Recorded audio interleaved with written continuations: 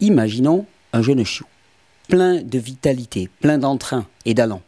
Et puis à ce jeune chiot, vous lui donnez une alimentation tous les jours, totalement déshydratée, transformée à haute température, fait des rebuts de l'industrie de l'alimentation humaine. Vous lui donnez aussi de nombreux vaccins, et ce, tous les ans. Et puis pas mal de sédentarité. Votre jeune petit chiot plein d'énergie, ça commence à devenir un chiot obèse, avec une très faible énergie et plein de maladies chroniques. Alors à ce moment-là, vous allez voir le spécialiste de la maladie des animaux. Il s'appelle le vétérinaire.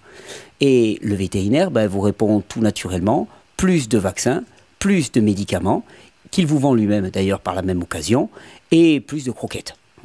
Donc automatiquement, les mêmes causes produisant les mêmes effets, quand vous rentrez chez vous, vous donnez ce régime à votre chien et il devient de plus en plus gros et de plus en plus malade.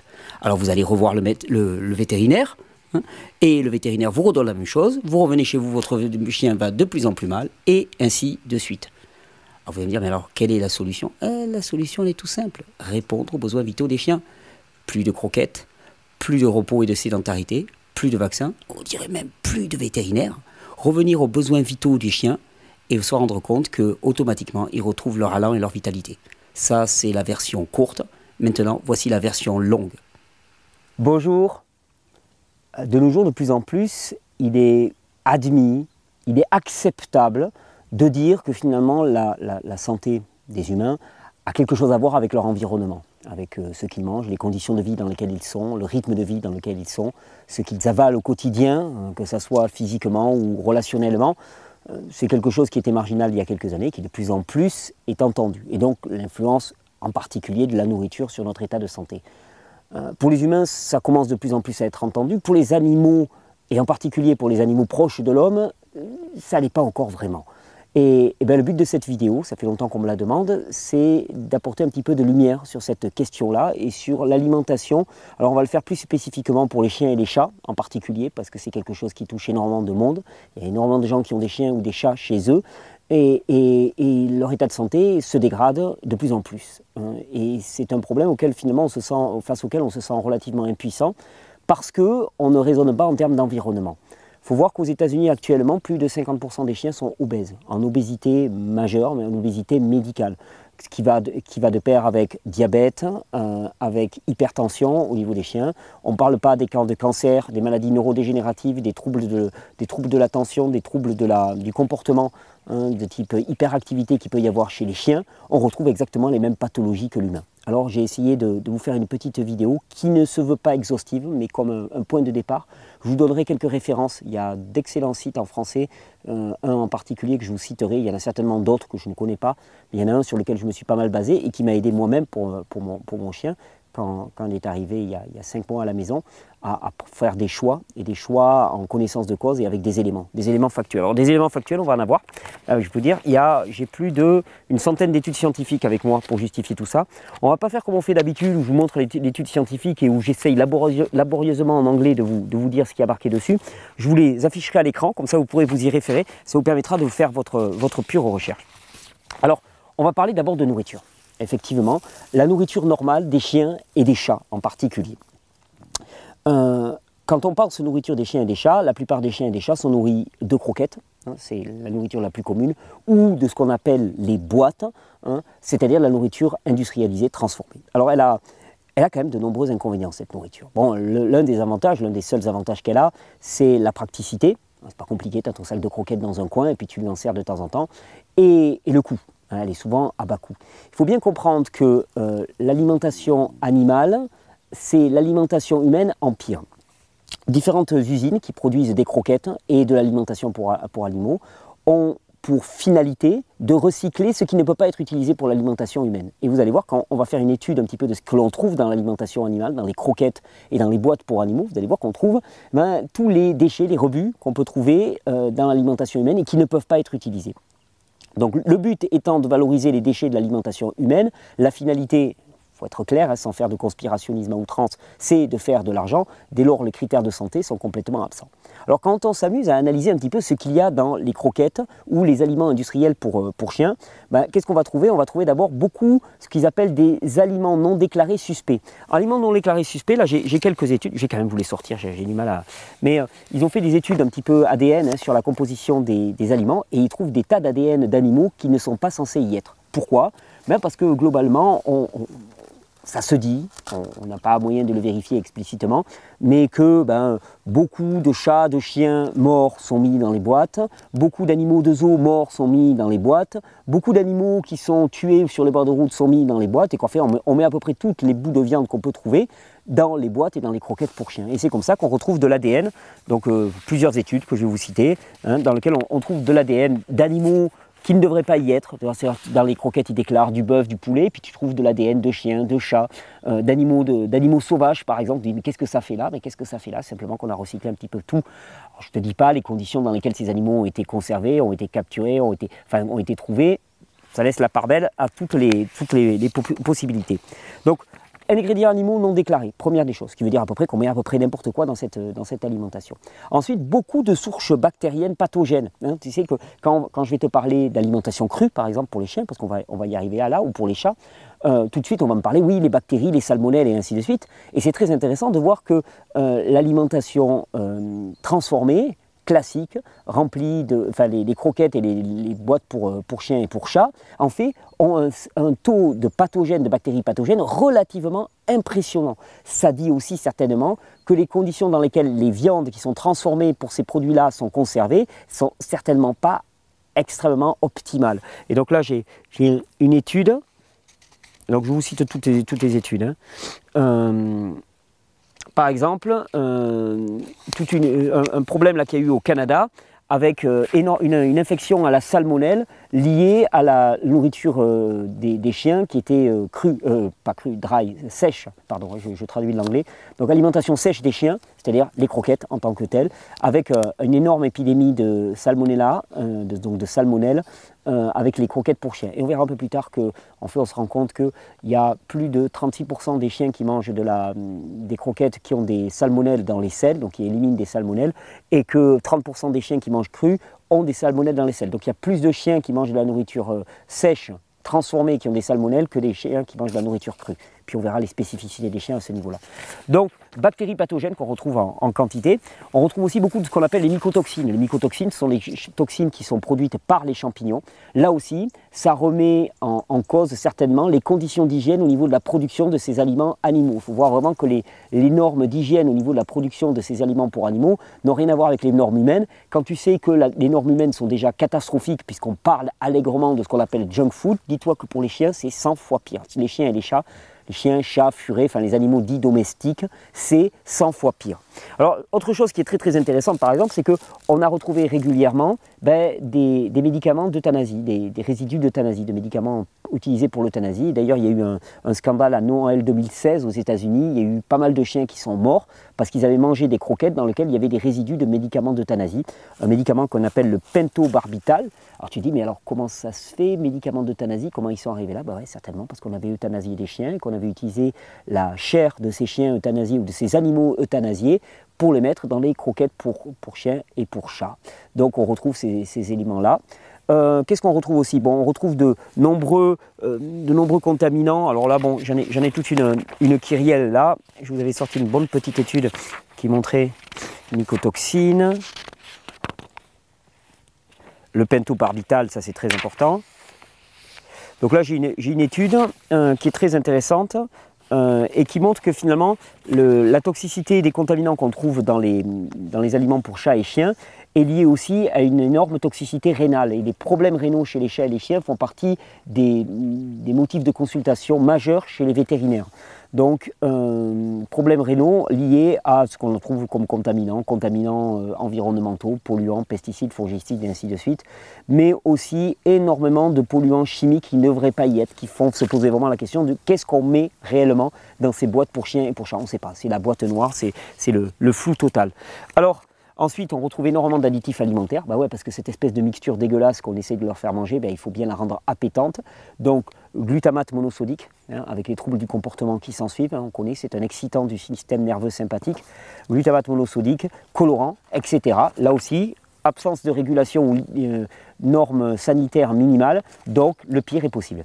Et ensuite, eh bien, l'un des gros problèmes de ces croquettes pour chiens et pour chats, c'est qu'elles sont très riches en ce qu'on appelle les hydrates de carbone, c'est-à-dire les sucres, les céréales, c'est gavé de céréales. Or, les chiens ne sont pas des mangeurs de céréales. C'est vraiment une chose qu'il faut vraiment réaliser, c'est qu'on s'amuse, l'humain s'amuse actuellement à faire manger n'importe quoi à n'importe quelle espèce. Hein.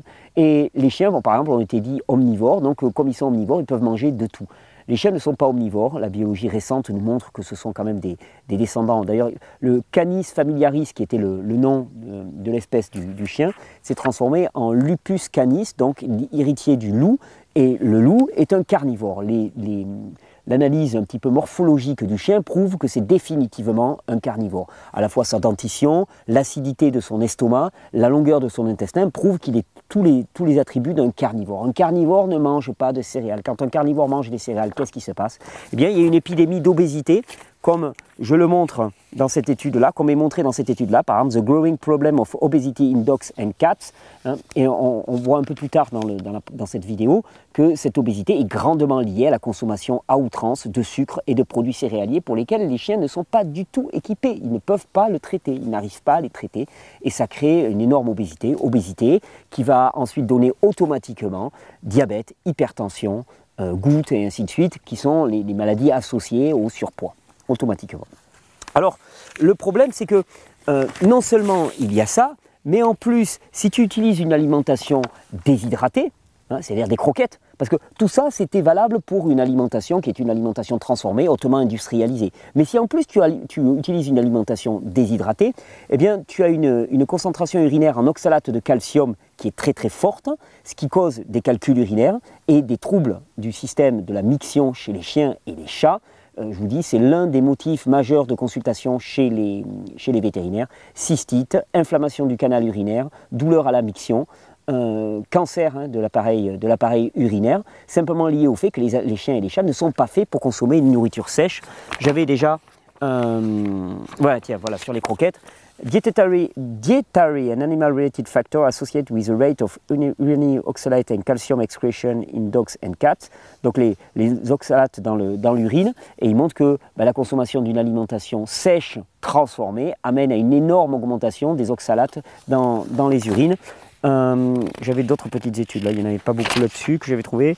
Donc les effets de l'humidité hein, dans la nourriture sur la composition de l'urine, et pareil, je vous encourage vraiment à le regarder, c'est sur des labradors que l'expérience a été faite, hein, puisque c'est spécifiquement sur des chiens que ça a été fait cette étude, et que ça montre que la composition de l'urine elle varie énormément et qu'elle est chargée de cristaux particulièrement quand il s'agit d'une alimentation sèche et déshydratée.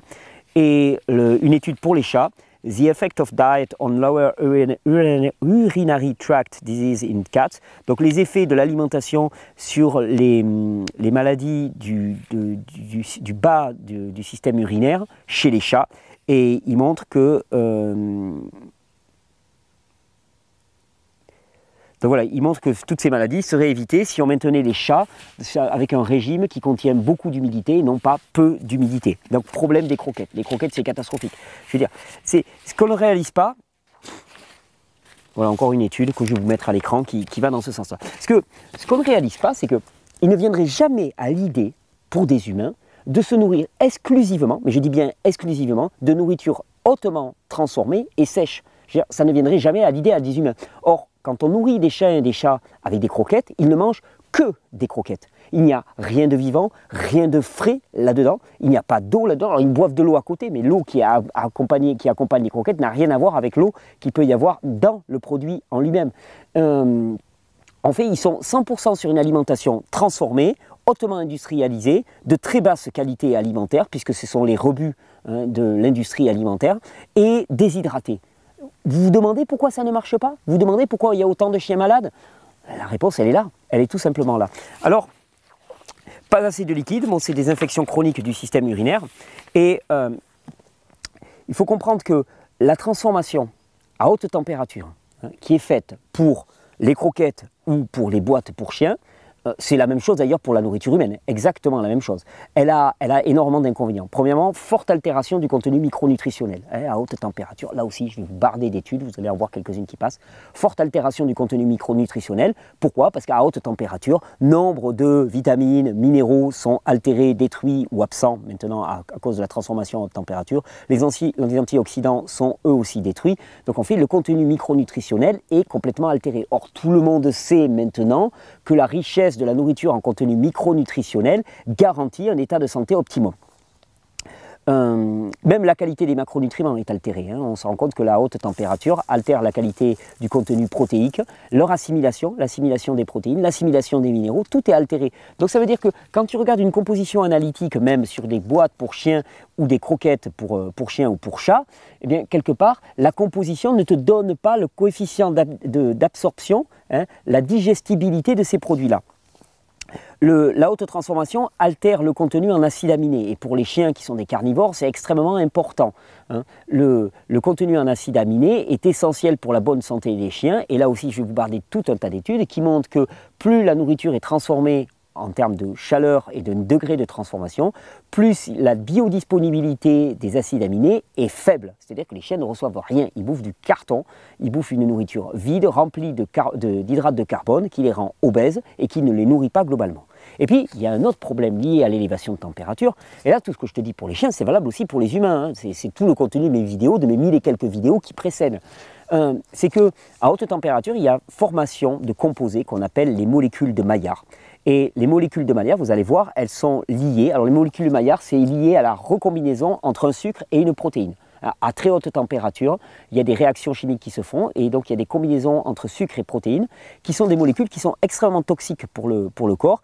On les lie aux allergies, au diabète, à la maladie d'Alzheimer, aux accidents cardiovasculaires, à la dysfonction rénale et ça diminue aussi l'absorption minérale car il y a une altération du microbiote intestinal, c'est-à-dire l'ensemble des bactéries qui peuplent les intestins. Inflammation du foie aussi, là aussi. Je vous balance toutes les études qui prouvent que les molécules de Maillard qui sont similaires à ce qu'on appelle les produits finaux de glycation. Les produits finaux de glycation, c'est un processus qui se passe dans le corps. Quand on mélange énormément de sucre et de protéines et que le corps est en inflammation permanente, eh bien à l'extérieur ça peut se faire si on apporte une source de chaleur et c'est ce qu'on appelle les molécules de Maillard. C'est le même phénomène et tout ce que vous voyez sur les produits finaux de glycation est valable pour les produits transformés industrialisés. On retrouve les mêmes produits dedans. Et tous ces produits-là ont une incidence extrêmement mauvaise sur la santé des chiens, c'est définitif. Ce qu'il faut savoir aussi, c'est que la plupart des compositions nutritionnelles qui sont indiquées sur les produits que vous achetez pour vos chiens ou pour vos chats sont élaborées à partir des aliments bruts et non pas des aliments transformés. C'est ce qui fait d'ailleurs que de plus en plus, en diététique, on ne parle plus de nutriments, mais on parle d'aliments, parce que analyser les nutriments séparément ne veut rien dire par rapport à la digestibilité. Ce qui est important, c'est de comprendre qu'un nutriment sera assimilable s'il est apporté dans son intégralité, s'il est peu transformé, s'il a été peu exposé à haute température.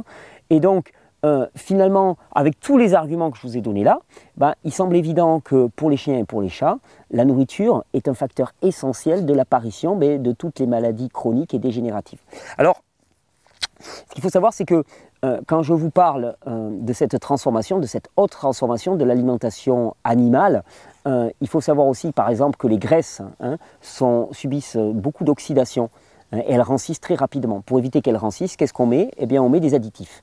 Et quand vous regardez votre aliment pour chien, vous pouvez aller regarder dans vos boîtes et ainsi de suite, vous allez voir additifs selon Union européenne. Ça, c'est une case fourre-tout dans laquelle on ne te dit rien. Mais j'ai regardé un petit peu les conservateurs qu'ils pouvaient utiliser.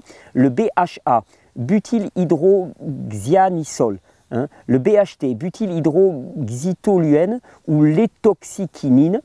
Il faut savoir que l'emploi de ces substances est interdite en alimentation humaine, tout simplement. Par contre, autorisé en alimentation animale. Donc, je vous répète, il est évident, je pense, pour chacun de nous, que consommer uniquement une alimentation de type junk food n'est pas bonne pour la santé. Tout le monde le sait. C'est ce qu'on fait pour nos chiens et pour nos chats, en permanence. D'ailleurs, toujours le même aliment, tout au long de leur vie. Toujours la même alimentation. Et alors, comment est-ce qu'on pourrait répondre à ça? C'est la proposition. Eh bien, renverser les choses. Une alimentation qui est composée d'une grosse quantité de micronutriments, une alimentation qui est chargée en eau, c'est-à-dire non déshydratée, une alimentation qui n'est pas ou peu transformée et une alimentation qui est la plus conforme à la biologie des animaux. Alors, vous allez m'entendre utiliser un acronyme qui a été créé, alors, je ne me souviens plus exactement quand est-ce qu'il est apparu pour la première fois, c'est l'acronyme BARF. BARF, B-A-R-F, si vous faites des recherches, je vais vous donner même le nom d'un site, il y a un site français qui est très très bon, www.barf.com avec un tiret entre chaque lettre. Je vous mettrai le lien en dessous de la vidéo, B-A-R-F.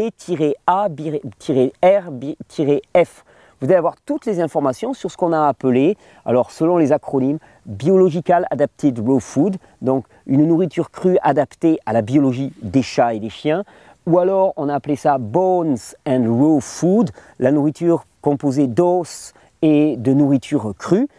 Et c'est une nourriture qui est basée sur les principes biologiques de fonctionnement du chat et du chien, exactement comme nous on raisonne en termes d'alimentation humaine en disant l'humain a des besoins. L'humain a été créé d'une certaine manière et on ne peut pas s'amuser à mettre n'importe quoi dans son système digestif. Et pour les animaux, c'est exactement la même chose.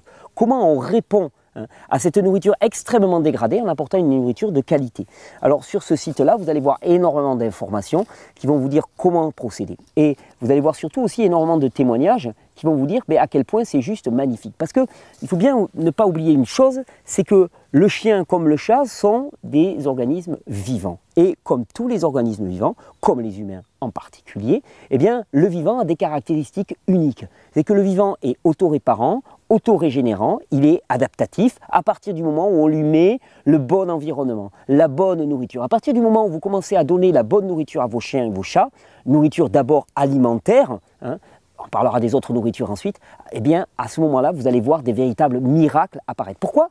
Parce que la biologie est alimentée de manière adéquate et que tous les processus de réparation, de réhabilitation qui sont présents dans votre chien en potentiel vont pouvoir se réaliser parce qu'il manquait de micronutriments, parce qu'il était sursaturé de déchets, de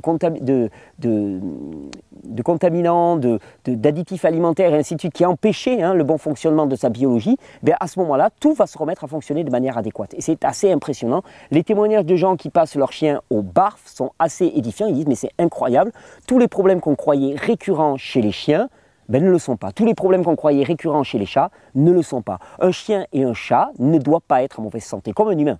Un chat et un chien, je vous fais la promesse que si vous avez une alimentation adéquate pour votre chat et pour votre chien, que vous lui évitez les trappes majeures que sont la vaccination en outrance et la sédentarité, votre chat et votre chien, il n'ira jamais chez le vétérinaire. C'est absolument évident. Comme un humain qui se nourrit de manière adéquate, qui vit dans un environnement dans lequel il peut s'épanouir, ne va jamais chez le médecin parce qu'il n'est jamais malade. On croit que c'est quelque chose d'inéluctable, c'est quelque chose de totalement faux.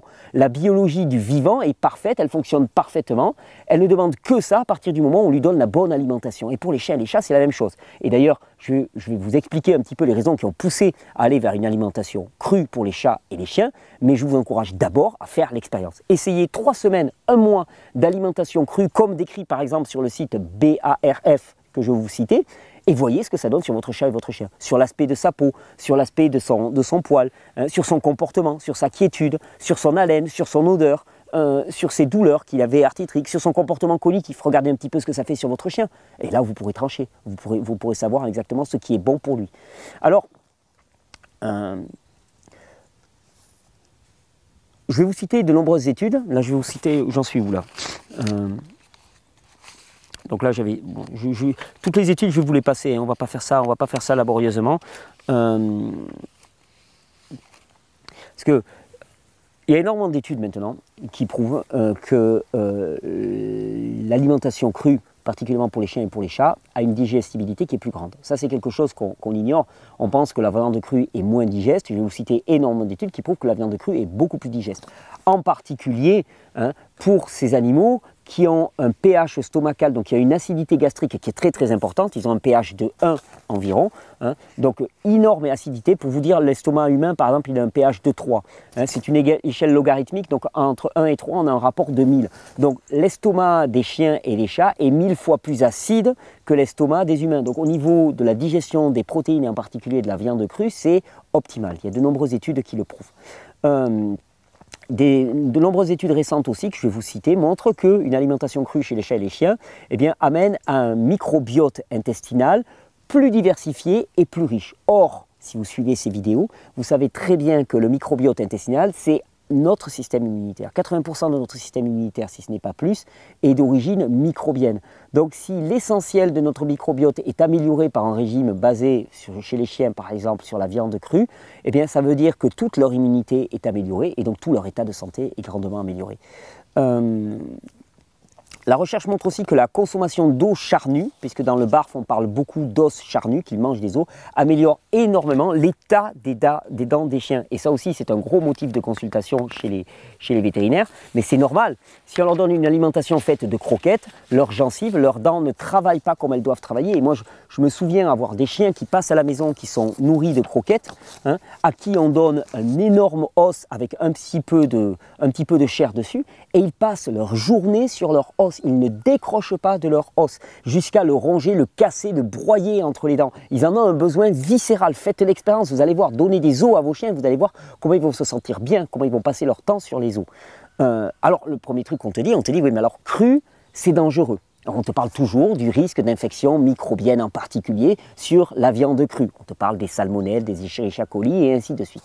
Comme je vous l'ai dit, les chiens sont des carnivores. Comme ils sont des carnivores, ils ont une acidité gastrique qui est beaucoup plus importante que celle des humains. Ce qui fait que déjà à la base, ils sont beaucoup moins sensibles aux infections bactériennes. Et deuxièmement, un organisme en bonne santé élimine de lui-même les souches bactériennes toxiques. Et par exemple, je vais vous citer une étude qui montre que des chiens qu'on alimente avec une nourriture crue, avec de la salmonelle dedans, eh bien on retrouve énormément de salmonelle dans leurs selles. C'est comme ça que devrait fonctionner un système immunitaire qui fonctionne de manière adéquate.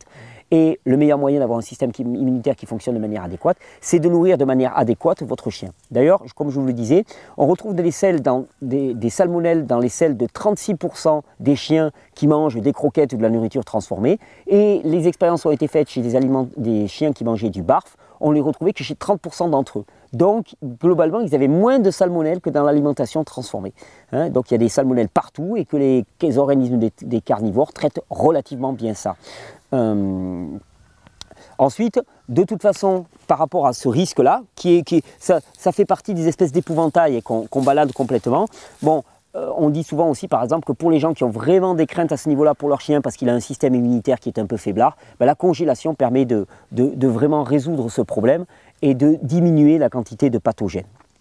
Alors, quand je vous présente cette petite présentation sur l'alimentation crue des chiens, je vous dis, je ne prétends pas à l'exhaustivité, je ne suis pas un spécialiste de l'alimentation crue, je veux juste vous alerter et vous guider vers des sites vers lesquels vous allez trouver beaucoup plus de références.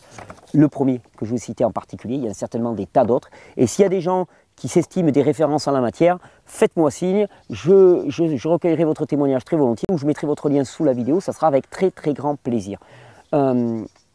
Passez sur le site barf.com, il y a un question-réponse qui est très très intéressant.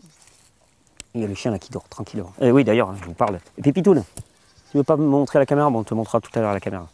Un chien qui mange bien, c'est un chien qui reste calme et puis on peut enregistrer la caméra tranquillement. Sur tous ces sites, il y a énormément de témoignages de personnes qui sont passées au barf et qui expérimentent la même chose que vous avez pu expérimenter vous-même quand vous avez changé votre hygiène de vie. C'est juste miraculeux. C'est-à-dire que des tas de choses que vous croyez inéluctables dans votre vie, eh bien, d'un seul coup, ne le sont plus. Hein. C'est-à-dire que les maladies chroniques, dégénératives, des douleurs un petit peu que vous aviez partout, c'est pareil pour les chiens. Des chiens qui avaient des problèmes articulaires, des problèmes d'arthrose, des problèmes digestifs, des problèmes urinaires, des problèmes de pelade, des problèmes d'infection au niveau de la peau, mais là non plus. Des problèmes, des troubles du comportement qui étaient agressifs, violents, qui pouvaient être hyperactifs, qui ne pouvaient jamais se calmer, et ainsi de suite. Les chiens retrouvent un comportement normal. Pourquoi? Tout simplement parce que la nourriture qu'on leur donne actuellement, c'est le pire, du pire, du pire, du pire, et en permanence, en permanence. Ils n'ont même pas un petit fruit de temps en temps, ils n'ont rien, c'est juste de la nourriture dénaturée, transformée. Il y a... Quand il s'agit de changer l'alimentation des chiens, c'est toujours pareil. Il y a des règles à respecter, à y aller progressivement, comme avec les humains. Bien que je vous dis ça, et en même temps, c'est pas ce qu'on a fait pour Pépite. Hein. Pépite, on l'a eu pendant ses 2 premiers mois, elle avait mangé des croquettes. Bon, des croquettes de qualité, mais ça restait des croquettes. Je ne crois pas aux croquettes de qualité. Au bout de 2 mois, qu'est-ce qu'on a fait? On l'a balancé directement dans un régime de nourriture crue. Au début, ses selles ont été un petit peu particulières. Il y a eu 1 à 2 semaines de réadaptation et depuis, elle est parfaite, elle a un poil magnifique, elle n'a bien sûr aucun problème de santé, elle se développe très bien. C'est un très beau chien qui a 5 mois et qui fait déjà 20 kg. aucun problème de ce côté-là. Donc adaptation progressive, oui, mais je connais des tas d'exemples de gens qui ne l'ont pas fait et que ça marche bien. L'autre raison qu'on argue souvent pour ne pas adopter une alimentation beaucoup moins transformée que les croquettes, c'est que ça coûte cher. Alors je vais embrayer dans la deuxième petite partie de vidéo quand même sur une réflexion par rapport au système médical mis en place pour les animaux et le coût des soins vétérinaires, qui est colossal. Et il faut savoir où est-ce qu'on veut faire des économies réellement. C'est-à-dire que quand moi je suis allé une fois chez le vétérinaire, j'ai été estomaqué par le coût des soins vétérinaires. Et puis là, on le paye pour de bon, parce que d'habitude, avec les soins médicaux pour les humains, on ne le voit pas. Les soins vétérinaires coûtent extrêmement cher. Il y a très peu d'aide pour payer cela. Et il faut bien comprendre que c'est une question de priorité. Si on a des animaux, qu'est-ce qu'on veut faire pour eux? Comment est-ce qu'on se débrouille? Il y a des tas de moyens de récupérer de la viande de qualité chez le boucher, des abats, des bas morceaux et ainsi de suite. Il y a tout un système à mettre en place. Il y a énormément de sites qui vont pouvoir vous renseigner. Mais la santé de votre chien va vous payer en retour tous les efforts que vous aurez faits pour lui assurer une nourriture de qualité. Quand on parle de l'état de santé des chiens et des chats actuellement, on parle de l'alimentation. Alimentation extrêmement dénaturée, transformée, sèche, qui n'est pas du tout en adéquation avec les besoins des chiens. Mais il y a un autre problème qu'il faut citer, c'est le délire complet qu'il y a sur la vaccination des chiens et des chats. Je vais vous faire toute une série de vidéos sur la vaccination chez les humains. On va vraiment aller au cœur de la notion de vaccination. Il faut vous dire que là aussi, comme avec la nourriture, ce qui est valable pour les humains est valable pour les chiens et pour les chats en 10 fois pire.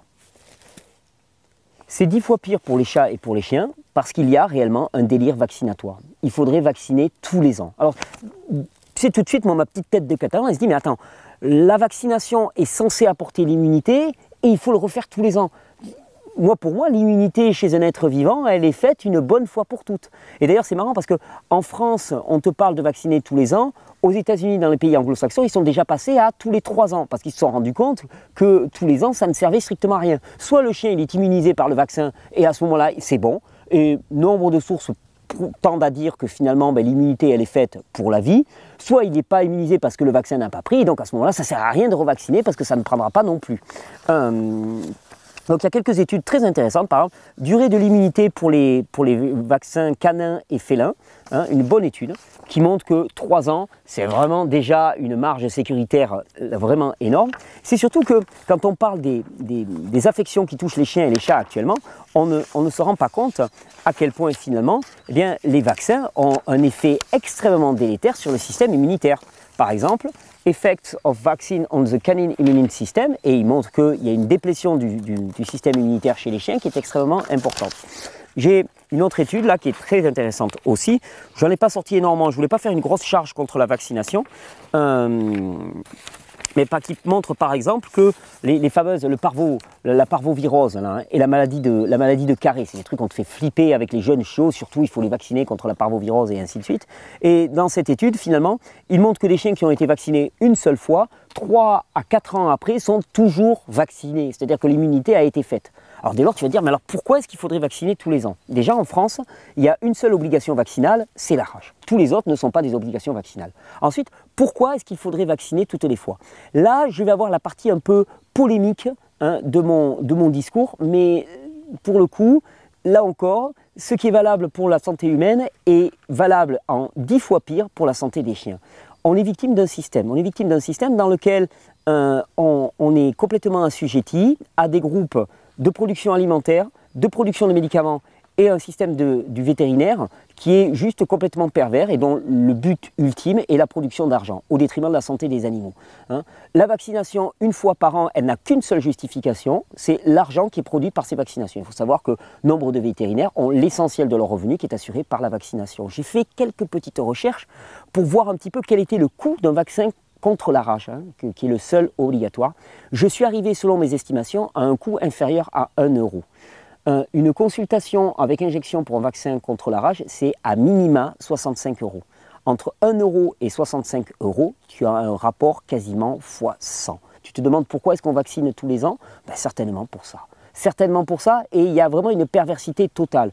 Actuellement, les aliments qui sont donnés pour les chiens et pour les chats, qui sont promus par les vétérinaires, sont des aliments qui promeuvent une mauvaise santé. Donc c'est une espèce de cercle vicieux comme je vous montrais au début. Tu leur donnes de la merde à manger, tu les vaccines. Tu as un troisième facteur qui est le facteur de sédentarité duquel je vais parler juste après. Tu leur donnes de la merde à manger, tu les vaccines et tu les rends sédentaires. Donc ils vont mal, donc ils vont chez le vétérinaire les vaccine, ce qui fait que ça rend leur système immunitaire encore plus dégradé, leur vend des croquettes et des aliments pour chiens, puisqu'ils vendent directement, leur vend des tas de médicaments qui vont encore toucher à la qualité de leur immunité et de leur santé, et ton chien va de plus en plus mal, et donc tu vas chez le vétérinaire, et à tous les niveaux, tu banques, et qui est-ce qui paye? Ce sont les chiens. Et c'est un système complètement pervers. C'est ce qui est valable pour les humains, mais en 10 fois pire. Pourquoi? Parce que les régulations qu'on a mises en place pour les humains ne sont pas valables pour les chiens. Aucun humain ne mangerait toute sa vie des croquettes déshydratées composées d'aliments qui sont les bas morceaux de l'industrie alimentaire. Personne ne ferait ça. Ça viendrait à l'idée de tout le monde que ça rendrait les gens complètement malades. Personne n'irait se faire vacciner tous les ans parce que personne ne résisterait à ça. Et personne ne resterait toute sa journée complètement... Ah si, il y en a quand même qui le font, c'est vrai. Mais bon, globalement, personne ne dirait qu'il est normal de rester sédentaire toute sa journée. Pourtant, c'est ce qu'on fait pour les chats et pour les chiens et pour les animaux domestiques en général. Vous voulez savoir pourquoi est-ce qu'ils vont aussi mal? C'est juste pour ça. Et comment est-ce qu'on s'en sort? On prend juste le biais inverse. Prendre le biais inverse, qu'est-ce que c'est? C'est refuser toutes les vaccinations qui ne sont pas strictement obligatoires, et a priori, il n'y a que la rage qui est strictement obligatoire. Parvovirus, maladie de Carré et ainsi de suite, parlez avec des gens. Ne me croyez pas sur parole, parlez avec des gens. Parlez avec des gens qui ont vraiment des chiens depuis longtemps, des éleveurs, allez sur les forums, barf et des choses comme ça. Parlez avec ces gens-là qui ont l'habitude. Ils vont vous dire, ça tient du fantasme collectif, c'est la peur. C'est la peur et le merchandising de la peur. Hein. On te fait avaler, on te fait faire des choix uniquement par la peur, mu par la peur. Votre chien va tomber malade, mais ton chien, il est malade s'il va chez le vétérinaire. Le meilleur moyen de ne pas avoir un chien malade, c'est de ne jamais aller chez le vétérinaire. Comme le meilleur moyen de ne jamais tomber malade et d'être toujours en bonne santé, c'est de ne jamais aller chez le médecin ou chez le dentiste. Hein. Parce que ce ne sont pas des promoteurs de la santé, ce sont des promoteurs de la maladie. Ils connaissent la maladie, ils traitent la maladie. Hein. Mis à part certaines rares exceptions que je salue, hein, et que je respecte énormément, mais il faut bien comprendre que c'est tout un système qui est particulièrement bien ficelé et qui est bien ficelé avec un seul but, je suis désolé de le dire comme ça, c'est générer du profit. Générer du profit sur quoi? Sur le dos du vivant. Alors moi, sur le dos du vivant, je n'ai pas envie de générer du profit. J'ai envie de faire vraiment un appel aux gens qui ont des chiens et des chats. Essayez simplement de leur donner pendant 3 semaines, 1 mois, une alimentation majoritairement composée de produits frais, de viande, pour les chiens, d'un peu de légumes mixés, hein, les proportions du barf, vous les trouverez sur les sites spécialisés. Et regardez ce que ça donne. Regardez la santé, la joie de votre chien ou de votre chat. Regardez un petit peu comment ils se sentent bien. Arrêtez de vous faire truander en vaccinant à outrance, qui ne sert strictement à rien, parce qu'on confond immunisation et vaccination. On croit que la vaccination conduit à l'immunité. Je vais vous faire toute une série de vidéos pour vous prouver que c'est totalement archi faux. Et c'est du délire de vacciner tous les ans. À minima, vacciner tous les 3 ans. Hein, puisque c'est les normes qui sont dans les pays anglo-saxons et qu'ils ont tout autant que nous le souci d'avoir des chiens en pleine santé. S'ils vaccinent tous les 3 ans, permettons-nous de vacciner tous les 3 ans. Vous allez faire des économies et vous allez épargner à vos chiens ce degré de danger, hein, parce qu'on joue vraiment à la roulette russe avec les vaccinations. Et puis le dernier point que je voulais évoquer, effectivement, alimentation, vaccination et sédentarité. Des chiens qui restent à l'intérieur toute la journée, ce n'est pas des chiens qui peuvent être en bonne santé. C'est exactement pareil pour les humains. C'est impossible d'avoir un chien qui fonctionne bien. Et la petite balade de 25-30 minutes, c'est bien, mais c'est loin d'être suffisant. C'est très loin d'être suffisant. Les chiens ont besoin d'activité. Et d'ailleurs, nombre de chiens qui sont agressifs sont simplement des chiens qui sont en sous-activité. Hein, là, par exemple, vous voyez, là, j'ai la grosse, là. Viens, toi, un petit peu quand même. Montre-toi à la caméra, là. Tu auras dormi tout le temps. Monte là. Monte là. Hein? Eh bien, ce matin, elle a beaucoup couru. Hein. On a couru après les animaux sauvages. Et là, qu'est-ce qu'elle fait? Elle dort tranquille. Elle vient de passer une demi-heure à dormir tranquille à côté de la caméra. Elle est en paix, elle est tranquille. Elle mange une nourriture adéquate. Elle n'a pas été survaccinée. Elle a vraiment un exercice physique en corrélation avec ses besoins. Et elle va très, très, très, très bien. Cette petite vidéo, hein, elle est là avant tout pour vous donner envie. Pour vous donner envie d'aller voir un peu plus loin, de vous dire que la santé de votre chien, de votre chat qui est dégradée n'est pas inéluctable, de vous dire que les frais vétérinaires qui sont extrêmement élevés, ce n'est pas inéluctable, que vous pouvez avoir des chiens qui ne vont jamais chez le vétérinaire, que vous pouvez avoir des chiens qui sont en parfaite santé, qui sont équilibrés tant sur le plan physique que sur le plan cognitif. Il faut aller faire des petites recherches, se rendre compte qu'ils ont des besoins spécifiques adaptés à l'espèce, exactement comme les humains ont des besoins spécifiques adaptés à l'espèce. Et j'espère moi voir des tas de chiens comme notre belle pépite, tranquille, qui se développe bien, qui sont sereins, qui sont calmes, qui sont en parfaite santé et qui ne sont jamais malades. C'est la nature du vivant de n'être jamais malade. Il suffit juste de connaître la nature du vivant et de lui donner les nourritures adéquates. Et je souhaite une bonne régénération à tous les chiens et chats. Parce que ça, c'est un truc qu'on oublie aussi. Si votre chat et chien est malade, qu'est-ce que vous faites? Mais faites-le jeûner. Essayez de le faire jeûner, vous allez voir un petit peu ce que ça va donner. Donnez-lui une nourriture adéquate, et si ça ne suffit pas, mais faites-le jeûner. Voyez ce que ça donne. On te dit le chat ne peut pas jeûner pendant plus de 24 heures, c'est bidon. J'ai fait jeûner moi des chats pendant plusieurs jours, pour leur plus grand bien. Idem pour les chiens, idem pour les poules, idem pour tous les animaux. Hein. Quand vous jeûnez, le vivant donne le meilleur de lui-même. Essayez. Allez découvrir tout ça, partez à la recherche, regardez un peu les références scientifiques que je vous ai données. Il y a énormément de littérature, vous ne pourrez pas dire que vous ne saviez pas. Et les chiens ont droit aussi à une vie meilleure. Je vous souhaite une bonne régénération. Allez pépites, on va éteindre la caméra et on va sauter. On va aller s'amuser. Bon, elle va être grosse. Hein. Il y en a qui me demandent, elle a 5 mois, elle fait déjà 20 et quelques kilos. Donc globalement quand même ça va être un gros chien. Son père était monstrueux, énorme. Hein, mais c'est bien, un gros chien c'est bien aussi. Un gros pépère calme et bien alimenté. Allez viens ma belle, on va éteindre la caméra.